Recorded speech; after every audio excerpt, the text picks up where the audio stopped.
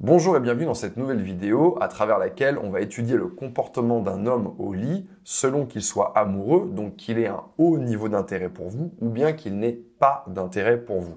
Car bien sûr, si vous ne le saviez pas, petit rappel, un homme peut très bien avoir envie de faire l'amour avec vous sans pour autant avoir d'intérêt. Et si vous avez des difficultés à lire le niveau d'intérêt d'un homme, comme beaucoup de mes abonnés, je vous invite à cliquer sur le lien dans la description de la vidéo.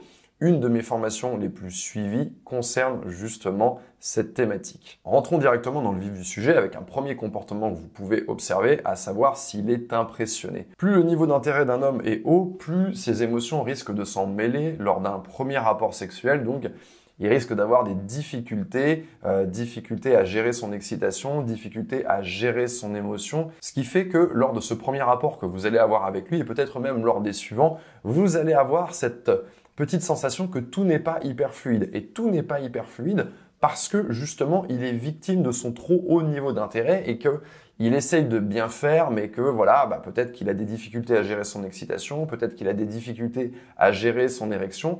Et on pourrait penser, de prime abord, que c'est quelque chose de négatif, que finalement, au lit, ça ne matche pas, que vous n'avez pas cette connexion parce que ces premiers rapports, voilà, sont un petit peu tumultueux. Mais en réalité, moi, je prends ça comme une bonne chose.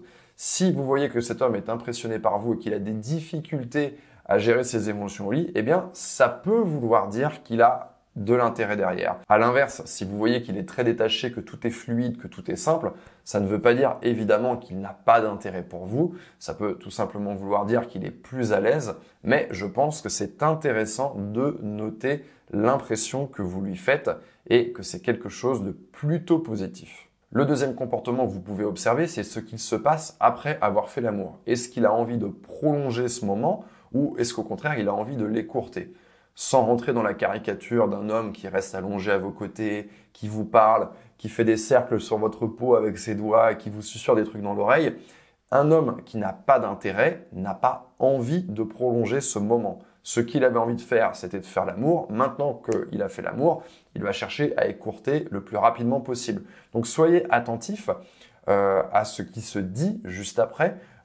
Est-ce qu'il vous montre de l'empressement? Est-ce qu'il a une bonne excuse pour faire autre chose? Est-ce que tout à coup il est super fatigué et il doit se réveiller tôt demain? Ou est-ce que au contraire, il prend du plaisir à rester avec vous?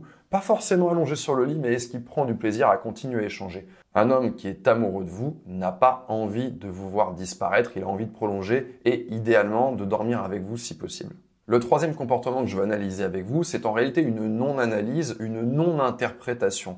Faites attention à ne pas prendre le raccourci qui serait d'interpréter sa façon de faire l'amour. Est-ce qu'il fait l'amour avec vous de façon très tendre? Est-ce qu'au contraire, il fait l'amour avec vous de façon sauvage? Est-ce que vous le sentez très romantique? Est-ce que vous le sentez très brusque?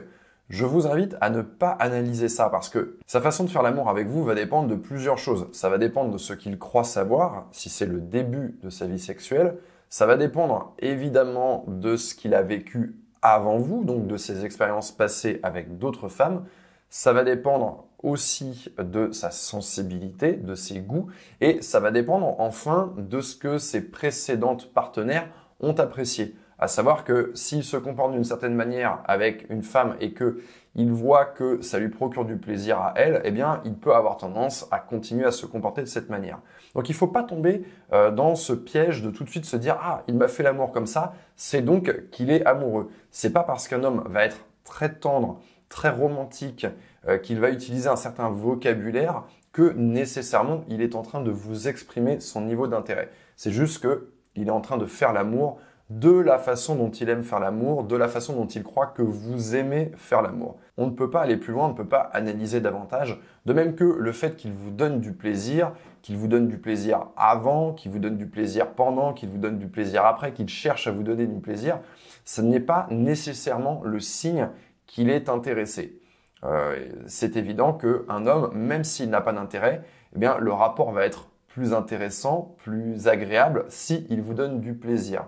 Je dirais pour faire simple que quand un homme sait donner du plaisir, eh bien, il va avoir tendance à chercher à le faire parce que c'est plus agréable pour lui, c'est plus agréable pour vous, c'est plus agréable pour tout le monde. Donc voilà, il ne faut pas non plus tirer de conclusions hâtives là-dessus. Quatrième comportement, on va parler de l'orgasme. Pour un homme qui a un niveau d'intérêt élevé, il est important que vous preniez du plaisir. Ça veut dire que même si il n'arrive pas à vous en donner, ce qui est tout à fait possible, et vous pouvez tout à fait chercher à l'aider dans ce sens, le rapport sexuel, c'est un partage, c'est un moment de connexion. Et on se connecte avec une personne quand on a la même émotion que cette personne.